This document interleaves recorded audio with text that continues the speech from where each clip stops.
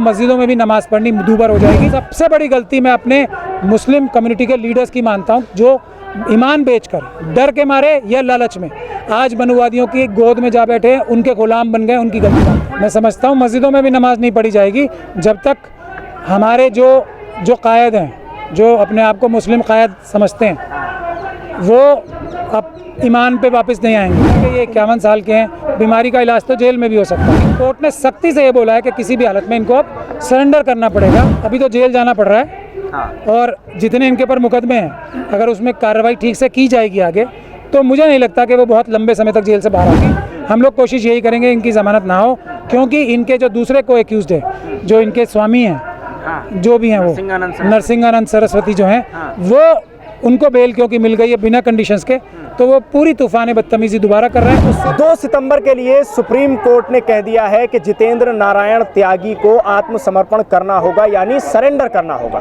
Supreme court में क्या कुछ हुआ है वही जानते हैं। हमारे साथ मौजूद है सुप्रीम कोर्ट के वकील महमूद पराचा साहब, क्या हुआ है कल सुप्रीम कोर्ट में, सबसे पहले तो ये बताइए। देखिए, वहाँ पे ये बात उठी थी कि इसके खिलाफ जो ये व्यक्ति हैं, इनके खिलाफ, जिनका मैं नाम नहीं लेता हूँ, इनके खिलाफ तो 1994 से मुकदमे ही मुकदमे हैं, 34, 35, 40 के करीब मुकदमे हैं। तो ऐसे व्यक्ति को बेल किस प्रकार से दी जा सकती है? दूसरा ये कि जो इनके वकील थे, उन्होंने ये कहा कि जी वो बीमार हैं, ये हैं, वो हैं, तो उसके लिए ये कहा गया कि ये 51 साल के हैं, बीमारी का इलाज तो जेल में भी हो सकता है। और मेरिट्स पे जहाँ तक बात है, उसके लिए यही बात सामने आई और हमने ये कहा, जो इन्होंने ये बात भी कही है, जो उसका हमें मौका मिले बताने का कि ये सच एफिडेविट लगाया है कि ये बाकी सारे केसेस में जो हैं बरी हो चुके हैं, या चार्जशीट ही फाइल नहीं हुई है।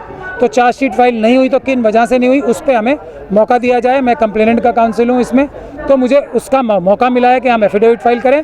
लेकिन कोर्ट ने सख्ती से ये बोला है कि किसी भी हालत में इनको अब सरेंडर करना पड़ेगा, क्योंकि इनकी ये सारी जो जिस वजह से हमने मेडिकल ग्राउंड पे जो 3 महीने की छूट दी थी, वो अब हम नहीं देंगे। यानी ये माना जाए कि अब सुप्रीम कोर्ट का जो शिकंजा है वो वसीम उर्फ जितेंद्र त्यागी पर कस रहा है। अभी तो जेल जाना पड़ रहा है और जितने इनके पर मुकदमे हैं, अगर उसमें कार्रवाई ठीक से की जाएगी आगे, तो मुझे नहीं लगता कि वो बहुत लंबे समय तक जेल से बाहर आ पाएंगे। तो ये कब तक के लिए अभी माना जाए कि जो 2 सितंबर को ये जेल जाएंगे, तो कब तक के लिए जाएंगे? और अगर सरेंडर नहीं करते हैं तो क्या होगा? इस प्रकार सरेंडर नहीं होते तो फिर ये इनके पास वारंट इशू होंगे, नॉन अवेलेबल वारंट इशू होंगे, कुर्की होगी, जब्ती होगी। और अगर सरेंडर कर देंगे तो फिर अगले फ्राइडे को, उससे अगला फ्राइडे जो आ रहा है, उसको बहस होगी। हम लोग कोशिश यही करेंगे इनकी ज़मानत ना हो, क्योंकि इनके जो दूसरे को एक्यूज़ड है, जो इनके स्वामी हैं, जो भी हैं, वो नरसिंहानंद सरस्वती जो हैं, वो उनको बेल क्योंकि मिल गई है बिना कंडीशंस के, तो वो पूरी तूफान बदतमीजी दोबारा कर रहे हैं। उससे बड़ी बड़ी धमकियां, उससे बड़े बड़े अपराध वो जेल से बेल मिलने के बाद कर रहे हैं। तो ये सब चीज़ें हम कोर्ट, उनकी भी बेल कैंसिल करानी चाहिए मेरे ख्याल से। तो हो पाएगी बेल कैंसिल? अगर लोग कोशिश करेंगे तो होगी ना। ये तो जो क्लाइंट्स हैं उनको इस बात पे ध्यान देना चाहिए। तो जिस तरह जो क्लाइंट आपके पास आए और वसीम जितेंद्र त्यागी की कैंसिल हुई और अब उनकी जो है वो सरेंडर करने को कहा गया, तो ऐसे ही नरसिंहानंद सरस्वती के साथ हो सकता है? अगर क्लाइंट्स हमें आ रहे इस बात से हमें एंगेज करेंगे तो हम जरूर कार्रवाई करेंगे। एक आखिरी सवाल, मुरादाबाद में जो 26 लोगों को पर FIR दर्ज हुई है घर में सामूहिक नमाज पढ़ने को लेकर, उस पर जानना चाह रहा हूँ कि क्या अब घरों में नमाज नहीं पढ़ी जा सकती? मैं समझता हूँ मस्जिदों में भी नमाज नहीं पढ़ी जाएगी जब तक हमारे जो कायद हैं, जो अपने आप को मुस्लिम कायद समझते हैं, वो अब ईमान पे वापस नहीं आएंगे। उनका ईमान कमज़ोर हो गया है, वो पीसफुल प्रोटेस्ट करने को तैयार नहीं है अपने अपने AC कमरों में और अपनी अपनी बड़ी गाड़ियों में, और जो वो लजीज खाने खाते हैं और जो दूसरी ऐशो अय्याशी करते हैं, उसमें मुलविस रहेंगे। तो मस्जिदों में भी नमाज़ पढ़नी दूभर हो जाएगी।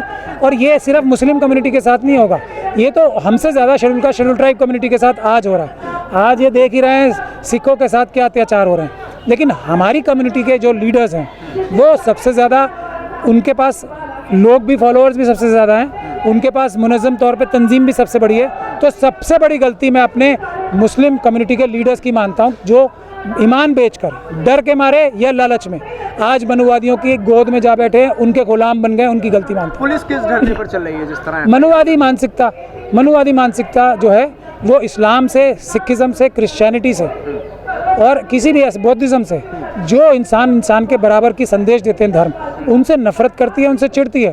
तो ऑब्वियसली वो हमें नमाज़ पढ़ने से रोकेंगे, हमें कलमा पढ़ने से रोकेंगे, क्योंकि वो चिढ़ते हैं इंसाफ और बराबरी से, जो कि इस्लाम का, क्रिश्चियनिटी का, बुद्धिज़्म का, सिखिज़म का, सबका मैसेज है ना, इंसाफ और बराबरी। तो मनुवादी इससे चिढ़ते हैं, तो ऑब्वियसली उनका काम वो कर रहे हैं, हम पे हमले। हमारे लोग जो हैं वो जो उनसे डर के या लालच में उनसे मिल गए, उनकी गलती ढूंढनी चाहिए। घरों में तो पूजा भी होती है फिर। वो मनुवादी मानसिकता की हर चीज़ होगी। तो अगर कोई मुसलमान जाए और FIR दर्ज कराए तो फिर नहीं, लीडर दर्ज नहीं होगी। वो अकेला जाएगा तो उसको दबा लेंगे। आज आम मुसलमान तो और आम सिख, क्रिश्चियन, बौद्ध, SC ST OBC के लोग बहादुर हैं। उनके लीडर्स जो हैं गड़बड़ कर रहे हैं। सबसे ज़्यादा गड़बड़ हमारे अपने कायद कर रहे हैं। शुक्रिया महमूद पराचा साहब बातचीत करने के लिए। हमारे साथ सुप्रीम कोर्ट के वकील महमूद पराचा इस वक्त मौजूद थे। उन्होंने साफ लफ्ज़ों में कहा है कि सबसे पहले तो जितेंद्र नारायण त्यागी और उसके साथ साथ इस वक्त नरसिंहानंद सरस्वती, उनके क्लाइंट भी महमूद पराचा के पास पहुंचें और जाकर महमूद पराचा से मिलें और कहें कि उनकी भी बेल कैंसिल करानी होगी। और उसी के साथ महमूद पराचा ने जिस तरह से साफ तौर पर मुरादाबाद में 26 लोगों पर हुई FIR को लेकर कहा है कि नमाज पढ़ने को लेकर जो मुद्दा बनाया गया है उसमें कायदीन की गलती है, जो क़यादत है वो कमज़ोर नज़र आ रही है, जैसा कि हमेशा महमूद पराचा कहते हैं। मस्जिदों में भी नमाज पढ़नी दूबर हो जाएगी। सबसे बड़ी गलती मैं अपने मुस्लिम कम्युनिटी के लीडर्स की मानता हूँ, जो ईमान बेचकर, डर के मारे या लालच में आज मनुवादियों की गोद में जा बैठे, उनके गुलाम बन गए। उनकी गलती मानता हूँ। मैं समझता हूँ मस्जिदों में भी नमाज नहीं पढ़ी जाएगी जब तक हमारे जो कायद हैं, जो अपने आप को मुस्लिम कायद समझते हैं, वो अब ईमान पे वापस नहीं आएंगे। कि ये 51 साल के हैं, बीमारी का इलाज तो जेल में भी हो सकता है, लेकिन कोर्ट ने सख्ती से ये बोला है कि किसी भी हालत में इनको अब सरेंडर करना पड़ेगा। अभी तो जेल जाना पड़ रहा है और जितने इनके पर मुकदमे हैं, अगर उसमें कार्रवाई ठीक से की जाएगी आगे, तो मुझे नहीं लगता कि वो बहुत लंबे समय तक जेल से बाहर आएंगे। हम लोग कोशिश यही करेंगे इनकी ज़मानत ना हो, क्योंकि इनके जो दूसरे को एक्यूज्ड है, जो इनके स्वामी हैं, जो भी हैं, वो नरसिंहानंद सरस्वती जो हैं, वो उनको बेल क्योंकि मिल गई है बिना कंडीशंस के, तो वो पूरी तूफान बदतमीज़ी। मस्जिदों में भी नमाज पढ़नी दूबर हो जाएगी। सबसे बड़ी गलती मैं अपने मुस्लिम कम्युनिटी के लीडर्स की मानता हूँ, जो ईमान बेचकर, डर के मारे या लालच में आज मनुवादियों की गोद में जा बैठे, उनके गुलाम बन गए। उनकी गलती मानता हूँ। मैं समझता हूँ मस्जिदों में भी नमाज नहीं पढ़ी जाएगी जब तक हमारे जो कायद हैं, जो अपने आप को मुस्लिम कायद समझते हैं, वो अब ईमान पे वापस नहीं आएंगे। कि ये 51 साल के हैं, बीमारी का इलाज तो जेल में भी हो सकता है, लेकिन कोर्ट ने सख्ती से ये बोला है कि किसी भी हालत में इनको अब सरेंडर करना पड़ेगा। अभी तो जेल जाना पड़ रहा है और जितने इनके पर मुकदमे हैं, अगर उसमें कार्रवाई ठीक से की जाएगी आगे, तो मुझे नहीं लगता कि वो बहुत लंबे समय तक जेल से बाहर आएंगे। हम लोग कोशिश यही करेंगे इनकी ज़मानत ना हो, क्योंकि इनके जो दूसरे को एक्यूज्ड है, जो इनके स्वामी हैं, जो भी हैं, वो नरसिंहानंद सरस्वती जो हैं, वो उनको बेल क्योंकि मिल गई है बिना कंडीशंस के, तो वो पूरी तूफान बदतमीज़ी। मैं समझता हूँ मस्जिदों में भी नमाज नहीं पढ़ी जाएगी जब तक हमारे जो कायद हैं, जो अपने आप को मुस्लिम कायद समझते हैं, वो अब ईमान पे वापस नहीं आएंगे। कि ये 51 साल के हैं, बीमारी का इलाज तो जेल में भी हो सकता है, लेकिन कोर्ट ने सख्ती से ये बोला है कि किसी भी हालत में इनको अब सरेंडर करना पड़ेगा। अभी तो जेल जाना पड़ रहा है और जितने इनके पर मुकदमे हैं, अगर उसमें कार्रवाई ठीक से की जाएगी आगे,